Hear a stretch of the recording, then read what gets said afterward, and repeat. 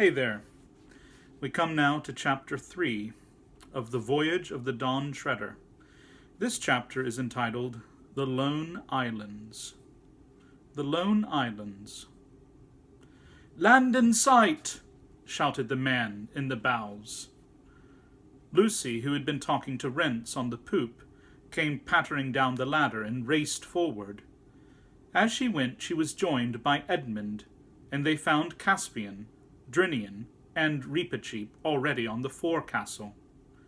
It was a coldish morning, the sky very pale, and the sea very dark blue, with little white caps of foam, and there, a little way off on the starboard bow, was the nearest of the lone islands, Fellameth, like a low green hill in the sea, and behind it, further off, the grey slopes of its sister, Dorn. "Same old Fellameth, same old Dorn," said Lucy, clapping her hands. "Oh, Edmund, how long is it since you and I saw them last?" "I've never understood why they belong to Narnia," said Caspian. "Did Peter the High King conquer them?" "Oh, no," said Edmund. "They were Narnian before our time, in the days of the White Witch. By the way, I have never yet heard how these remote islands became attached to the crown of Narnia. If I ever do, and if the story is at all interesting, I may put it in some other book." "Are we to put in here, sire?" asked Drinian. "I shouldn't think it would be much good, landing on Fellameth," said Edmund. "It was almost uninhabited in our days, and it looks as if it was the same still. The people lived mostly on Dorn, and a little on Avra. That's the third one. You can't see it yet. They only kept sheep on Fellameth." "Then we'll have to double that cape, I suppose," said Drinian, "and land on Dorn. That'll mean rowing." "I'm sorry we're not landing on Fellameth," said Lucy. "I'd like to walk there again. It was so lonely. A nice kind of loneliness, and all grass and clover and soft sea air." "I'd love to stretch my legs too," said Caspian. "I tell you what, why shouldn't we go ashore in the boat and send it back, and then we could walk across Fellameth and let the Dawn Treader pick us up on the other side?" If Caspian had been as experienced then as he became later on in this voyage, he would not have made this suggestion, but at the moment it seemed an excellent one. "Oh, do, let's," said Lucy. "You'll come, will you?" said Caspian to Eustace, who had come on deck with his hand bandaged. "Anything to get off this blasted boat," said Eustace. "Blasted?" said Drinian. "How do you mean?" "In a civilized country, like where I come from," said Eustace, "the ships are so big that when you're inside, you wouldn't know you were at sea at all." "In that case, you might as just well stay ashore," said Caspian. "Will you tell them to lower the boat, Drinian?" The king, the mouse, the two Pevensies, and Eustace all got into the boat and were pulled to the beach of Fellameth. When the boat had left them and was being rowed back, they all turned and looked round. They were surprised at how small the Dawn Treader looked. Lucy was of course barefoot, having kicked off her shoes while swimming, but that is no hardship if one is going to walk on downy turf. It was delightful to be ashore again, and to smell the earth and grass, even if at first the ground seemed to be pitching up and down like a ship, as it usually does for a while, if one has been at sea.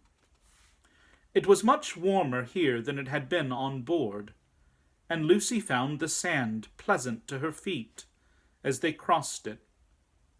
There was a lark singing. They struck inland and up a fairly steep, though low, hill. At the top, of course, they looked back, and there was the Dawn Treader, shining like a great bright insect and crawling slowly northwestward with her oars. Then they went over the ridge, and could see her no longer. Dorn now lay before them, divided from Fellameth by a channel about a mile wide. Behind it and to the left lay Avra. The little white town of Narrow Haven on Dorn was easily seen. "Hullo! What's this?" said Edmund, suddenly. In the green valley to which they were descending, 6 or 7 rough-looking men, all armed, were sitting by a tree. "Don't tell them who we are," said Caspian. "And pray, your majesty, why not?" said Reepicheep, who had consented to ride on Lucy's shoulder. "It has just occurred to me," replied Caspian, "that no one here can have heard from Narnia for a long time. It's just possible that they may not still acknowledge our overlordship, in which case it might not be quite safe to be known as the king." "We have our swords, sire," said Reepicheep. "Yes, Reep, I know we have," said Caspian. "But if it is a question of reconquering the 3 islands, I'd prefer to come back with a rather larger army." By this time they were quite close to the strangers, one of whom, a big black-haired fellow, shouted out, "A good morning to you." "And a good morning to you," said Caspian. "Is there still a governor of the Lone Islands?" "To be sure there is," said the man. "Governor Gumpus. His sufficiency is at Narrow Haven. But you'll stay and drink with us."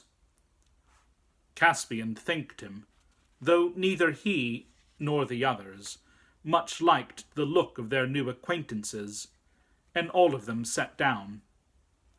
But hardly had they raised their cups to their lips when the black-haired man nodded to his companions, and, as quick as lightning, all the 5 visitors found themselves wrapped in strong arms.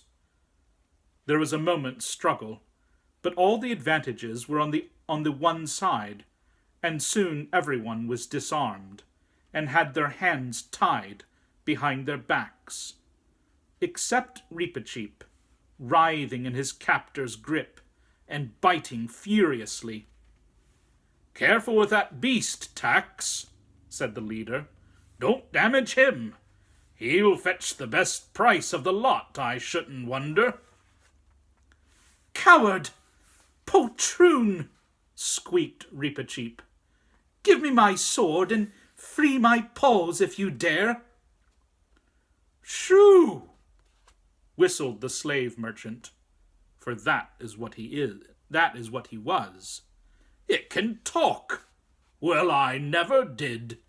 Blowed if I'd take less than 200 crescents for him." The Calormen crescent, which is the chief coin in those parts, is worth about 1/3 of a pound. "So that's what you are," said Caspian. "A kidnapper and slaver. I hope you're proud of it."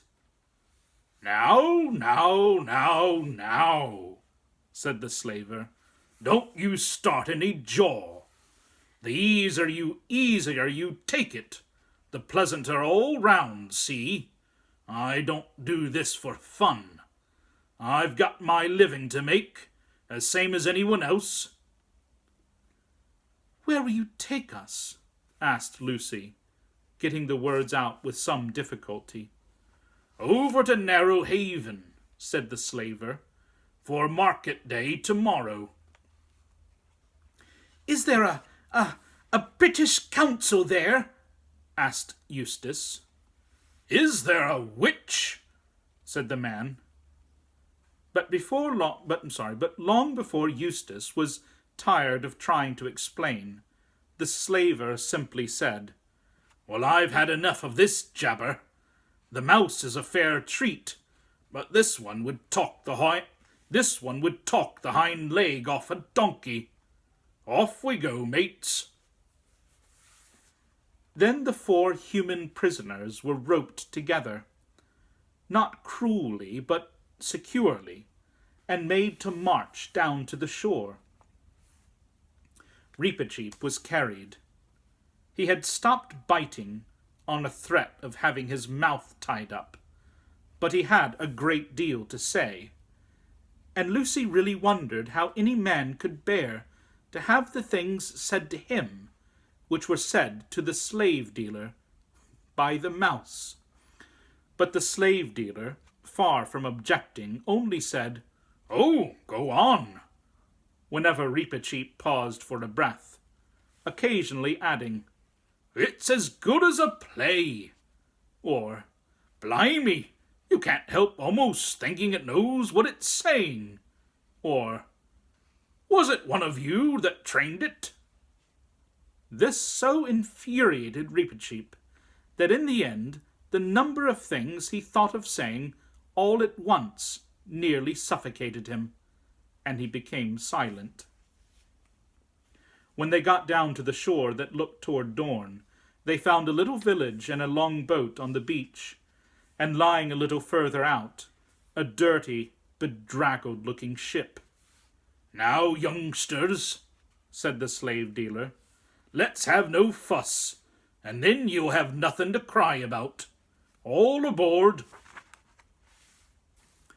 At that moment a fine-looking bearded man came out of one of the houses, an inn, I think, and said, "Well, Pug, more of your usual wares?" The slaver, whose name seemed to be Pug, bowed very low, and said in a wheedling kind of voice, "Oh, yes, please, your lordship." "How much do you want for that boy?" asked the other, pointing to Caspian. "Ah," said Pug, "I knew your lordship would pick on the best. No deceiving your lordship with anything second-rate. That boy, now, I've taken a fancy to him myself. Got kind of fond of him, I have. I'm that tender-hearted type I didn't even ever ought to taken up this job at all. Still, to a customer like your lordship—" "Tell me your price, carrion," said the lord sternly. "Do you think I want to listen to the rigmarole of your filthy trade?" 300 crescents, my lord. Oh, to your honourable lordship. But to anyone else—" "I'll give you 150. "Oh, please, please," broke in Lucy. "Don't separate us. Whatever you do, you don't know." But then she stopped, for she saw that Caspian did not even now want to be known. 150 then," said the lord. "As for you, little maiden, I am sorry I cannot buy you all. Unrope my boy, Pug, and look, treat these others well while they are in your hands, or it'll be the worse for you." "Well, well," said Pug, "now who ever heard of a gentleman, in my way of business, who treated his stock better than what I do? Well, why, I treat 'em like my own children." "And that is likely enough to be true," said the other grimly. The dreadful moment had now come. Caspian was untied, and his new master said, "This way, lad." And Lucy broke into tears and Edmund looked very blank, but Caspian looked over his shoulder and said, "Cheer up. I'm sure it will come out all right in the end. So long." "Now, missy," said Pug, "don't you start taking on and spoiling your looks for the market tomorrow. You be a good girl, and then you won't have nothing to cry about. See?" Then they were rowed out to the slave ship and taken below, into a long, rather dark place, none too clean, where they found many other unfortunate prisoners. For Pug was, of course, a pirate, and had just returned from cruising among the islands and capturing whatever he could. The children didn't meet anyone whom they knew. The prisoners were mostly Gaumeans and Terebininthians. And there they sat in the straw and wondered what was happening to Caspian, and tried to stop Eustace talking as if everyone except himself was to blame. Meanwhile, Caspian was having a much more interesting time. The man who had bought him led him down a little lane between two of the village houses, and so out into an open place behind the village.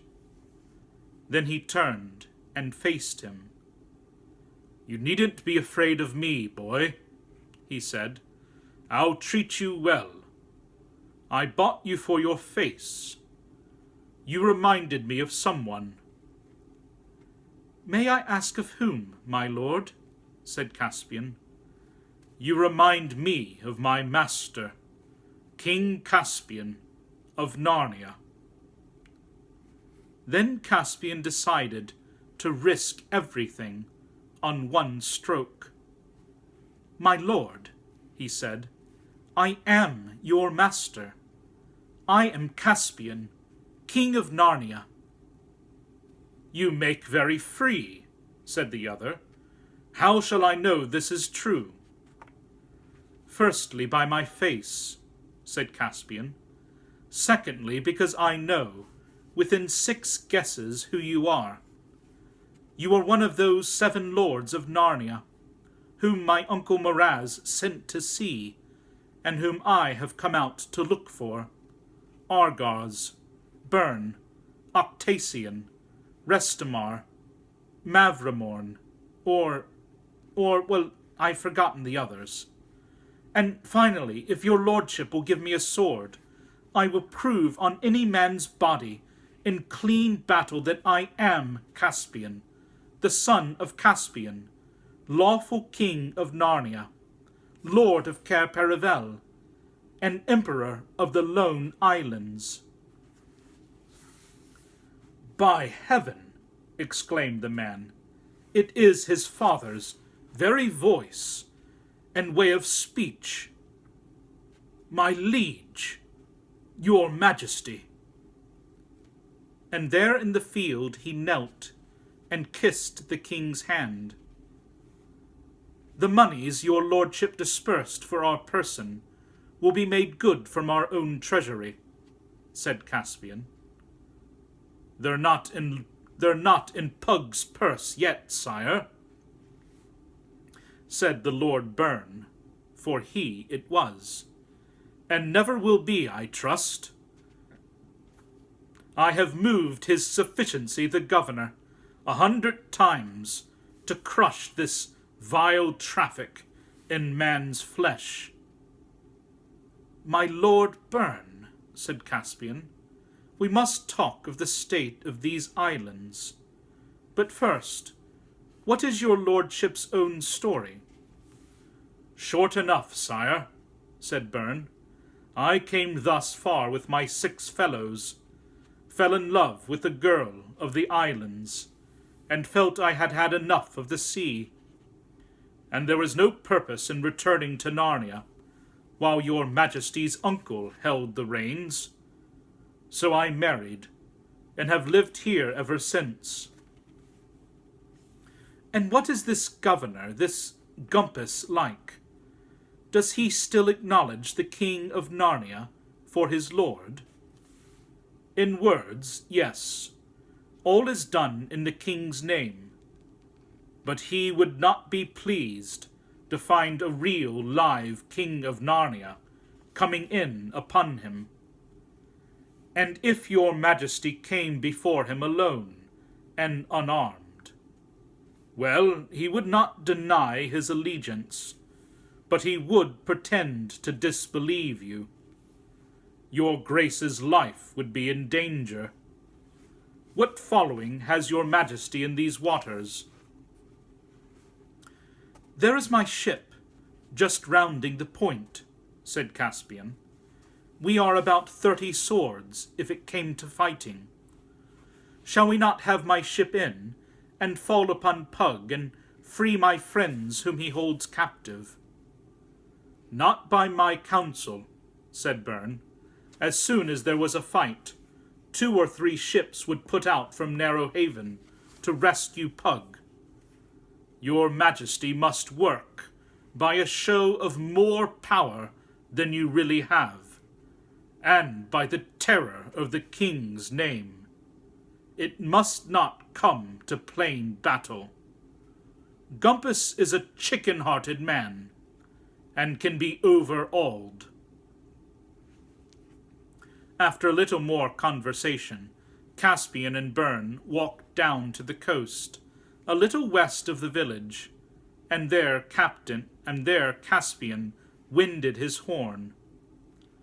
This was not the great magic horn of Narnia, Queen Susan's horn. He had left that at home, for his regent, Trumpkin, to use if any great need fell upon the land in the king's absence. Drinian, who was on the lookout for a signal, recognized the royal horn at once, and the Dawn Treader began standing in to shore. Then the boat put off again, and in a few moments Caspian and the Lord Byrne were on deck explaining the situation to Drinian. He, just like Caspian, wanted to lay the Dawn Treader alongside the slave ship at once and board her, but Byrne made the same objection. Steer straight down this channel, Captain, said Byrne, and then round to Avra, where my own estates are. But first, run up the king's banner, hang out all the shields, and send as many men to the fighting top as you can. And about 5 bow shots hence, when you get to open sea on your port bow, run up a few signals. Signals? To whom? Said Drinian. Why, to all the other ships we haven't got, but which it might be well that Gumpus thinks we have. Oh, I see, said Drinian, rubbing his hands, and they will read our signals. What shall I say? Whole fleet round the south of Arva, and assemble at Burnstead, said the Lord Byrne. That will do excellently. Their whole journey, if there were any ships, would be out of sight from Narrow Haven. Caspian was sorry for the others languishing in the hold of Pug's slave ship, but he could not help finding the rest of that day enjoyable. Late in the afternoon, for they had to do all by oar, having turned to starboard round the northeast end of Dorne, and port again round the point of Avra, they entered into a good harbour on Avra's southern shore, where Byrne's pleasant lands sloped down to the water's edge. Byrne's people, many of whom they saw working in the fields, were all free men, and it was a happy and prosperous land. Here they all went ashore and were royally feasted in a low pillared house overlooking the bay. Byrne and his gracious wife and merry daughters made them good cheer. But after dark Byrne sent a messenger over by boat to Dorn to order some preparations. He did not say exactly what for the following day. And that is the end of the chapter.